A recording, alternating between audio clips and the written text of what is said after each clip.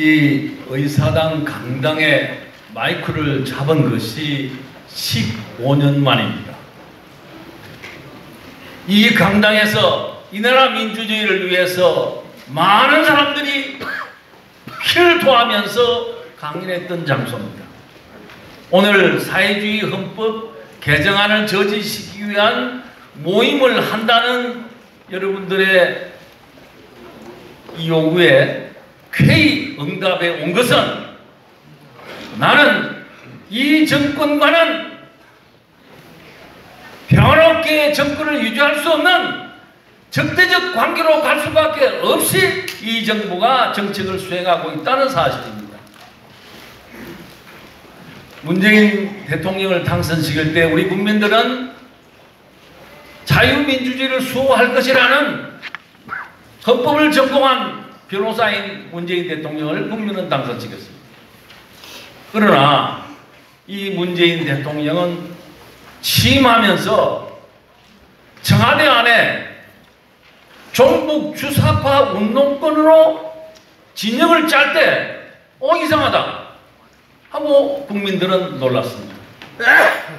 그리고 이 문재인 정권이 지난번 동계올림픽을 하는데 북한에서 온 김영남 위원장과 김여정이를 초대해서 환영을 하는데 뒷벽에다가 신영복 씨가 그린 그림을 그려놓고 신영복 씨가 쓴 통짜를 그려놓고 그 앞에서 두 사람을 환영하면서 내가 가장 존경하는 사람은 신영복 선생입니다 라고 말을 합니다. 신영복이라는 사람은 어떤 사람입니까? 1968년도 통일혁명당을 만들어가지고 북한의 진행에 따라서 남한의 제야당을 조직하고 남한을 적화 통일하는 국가보안법 위반으로 20년 형무소를 살고 나온 사람입니다. 그 주모자 김종태를 비슷한 사람들은 세 사람 사형당한 사건입니다. 그 주모자를 이 나라 대통령이 가장 존경한다는 얘기는 뭘 얘기하느냐. 그렇게 정성스럽게 준비해놓고 환영장소 만들어놓고 그도 북한 대표를 향하여 신영복이를 존경한다. 무슨 메시지를 전달하려고 하는 겁니까?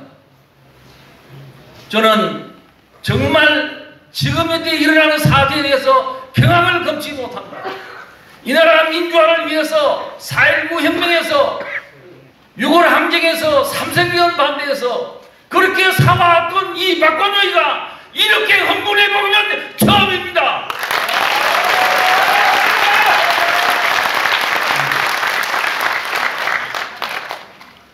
헌법 개정안을 내놓았습니다. 경악을 금치 못합니다. 그 헌법 개정안을 보면은 자유민주주의 기본틀을 벗어나는 것입니다.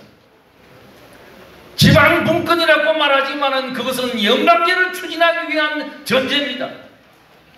이걸 우리가 수용할 수가 있겠습니까? 문재인 대통령이 종북 주사파를 청와대 안에 데리고 들어올 때 무슨 생각을 했겠습니까? 나는 북한과 무슨 얘기를 하고 있는지를 모릅니다만은 충분히 감지합니다. 이 헌법은 사회주의 헌법으로 갈 뿐만 아니라 남북한 연방제를 추진하기 위한 개헌입니다. 앞으로 개헌 헌법 전문가 교수들이 충분한 소상한 말씀이 계시기에 헌법 구체적인 조항에 대해서는 저는 말하지 않겠습니다만은 저는 연방제를 향한 헌법이다. 고려 연방제를 받아들이기 위한 사전 조직이다. 이렇게 생각합니다. 문재인 대통령은 얼핏 하면 촛불혁명, 촛불정신을 얘기합니다. 오늘 이 자리에서 여러분과 같이 촛불혁명이 과연 무엇인가, 촛불정신은 무엇인가 다시 한번 생각을 해봐야 됩니다. 촛불 집회가 일어났던 작년 그 장소에는 수만 명이 모였습니다. 모임의 주체는 민주노총, 정교조를 비롯한 좌파 단체들입니다. 전부가 그 사람들이 동원된 사람들입니다.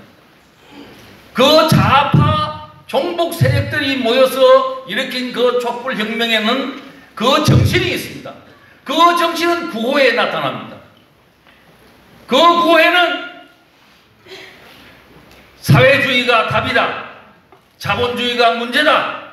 북한은 우리의 미래다. 이런 구호들이 전부입니다. 미군 철수해라. 한미연합 폐지해라. 이런 구호들입니다.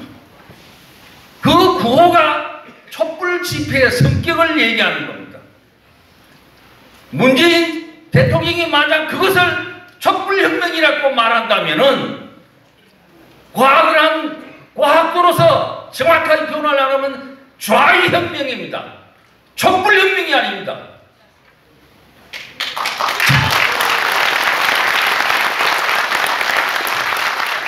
모인 집단이 친북 좌파 단체들이고 그들이 내놓은 구호가 종북 구호라면은 그 촛불혁명은 종북혁명이요 좌익혁명이라고 밖에 말할 수 없습니다. 논리적으로. 이제 헌법을 개정하면서 가장 국가적 기본 체제인 자유민주주의 체제에서 자유란 말을 빼버렸습니다. 왜 이러느냐? 많은 사람들이 질문을 했습니다. 그 일에 참여했던 어느 학자, 제가 이름을 모르겠습니다만은 우리가 통일되었을 때 북한 보고 자유민주주의를 받아라 그래가지고 되겠느냐? 그런 얘기를 했다고 합니다. 자유를 빼면은 그냥 민주주의만 남는데 그냥 민주주의는 있을 수가 없습니다. 인민민주주의, 사회민주주의, 민중민주주의 여러 가지의 형태의 민주주의로 변해갈 수 있습니다. 통일을 하기 위해서 자유민주주의의 자유를 뺀다는 얘기는 우리가 사회주의로 갈 수도 있다고 하는 얘기일 뿐만 아니라 무엇을 목표로 해서 개헌을 했는지에 대해서 그 의중을 알 수 있는 것입니다. 대한민국, 저는 대단히 위험하다고 생각됩니다. 나는 80이 넘어도 90이 넘어도 이런 우리 대한민국의 기본의 정체성을 힘으려고 하는 세력과는 동의할 수 없고 싸울 것입니다.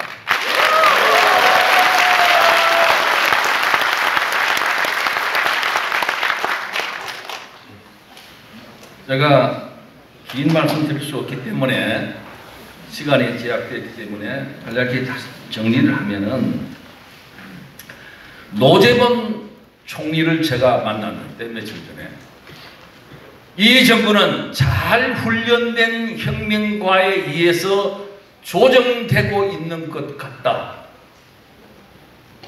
저는 그 말에 동의합니다. 또 대한민국은 안락사 중에 있다. 자기도 모르게 서서히 죽어가고 있다. 그 말에도 공감합니다. 여러분, 대한민국은 건국 70년을 맞이해서 최대의 위기에 와 있다는 사실을 잊어서는 안 됩니다.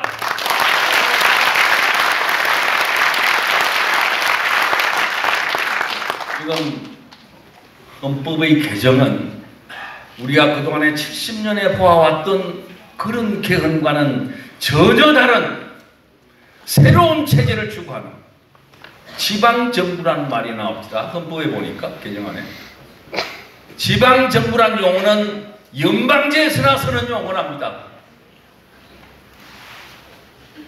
무엇을 어떻게 이 나라를 끄고 갈는지에 대해서 여러분들 정신 차려야 합니다. 제가 여기 여러분들 앞에 와서 과음 지를 나이가 아닙니다. 저는 오로지 내 목숨 단날까지 이 나라 민주주의를 위해서 싸우는 일이라면 꼭 참여하겠다는 각오를 가지고 오늘 이 자리에 왔어요.